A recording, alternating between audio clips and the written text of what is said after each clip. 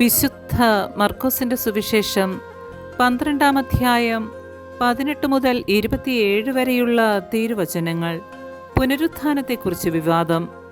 അനന്തരം പുനരുത്ഥാനമില്ല എന്ന് പറഞ്ഞിരുന്ന സദുക്കായർ അവനെ സമീപിച്ചു ചോദിച്ചു, ഗുരു, ഒരുവൻ സന്താനമില്ലാതെ മരിക്കുകയും ഭാര്യ ജീവിച്ചിരിക്കുകയും ചെയ്യുന്നെങ്കിൽ അവന്റെ സഹോദരൻ അവളെ ഭാര്യയായി സ്വീകരിച്ച് അവനു വേണ്ടി സന്താനങ്ങളെ ഉൽപ്പാദിപ്പിക്കണമെന്ന് മോശയുടെ കൽപ്പനയിലുണ്ട്.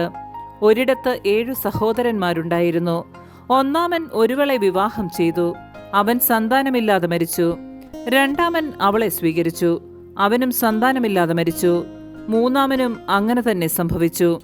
ഇങ്ങനെ 7 പേരും സന്താനമില്ലാതെ മരിച്ചു. അവസാനം ആ സ്ത്രീയും മരിച്ചു. പുനരുത്ഥാനത്തിൽ അവർ ഉയർത്തെഴുന്നേൽക്കുമ്പോൾ അവൾ ആരുടെ ഭാര്യയായിരിക്കും? അവൾ 7 പേരുടെയും ഭാര്യയായിരുന്നല്ലോ. യേശു അവരോട് പറഞ്ഞു, വിശുദ്ധ ലിഖിതങ്ങളോ ദൈവത്തിന്റെ ശക്തിയോ അറിയാത്തതുകൊണ്ടല്ലേ നിങ്ങൾക്ക് തെറ്റുപറ്റുന്നത്? എന്തെന്നാൽ മരിച്ചവരിൽ നിന്ന് ഉയർത്തെഴുന്നേൽക്കുമ്പോൾ അവർ വിവാഹം ചെയ്യുകയോ ചെയ്തു കൊടുക്കുകയോ ഇല്ല. മറിച്ച് അവർ സ്വർഗത്തിലെ ദൂതന്മാരെ പോലെയായിരിക്കും.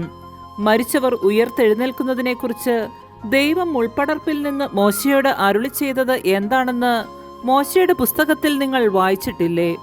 അവിടുന്ന് പറഞ്ഞു, ഞാൻ അബ്രാഹത്തിന്റെ ദൈവവും ഇസഹാക്കിന്റെ ദൈവവും യാക്കോബിന്റെ ദൈവവുമാണ്. അവിടുന്ന് മരിച്ചവരുടെയല്ല, ജീവിക്കുന്നവരുടെ ദൈവമാണ്. നിങ്ങൾക്ക് വലിയ തെറ്റുപറ്റിയിരിക്കുന്നു. നമ്മുടെ കർത്താവായ മിശിഹായ്ക്ക് സ്തുതി.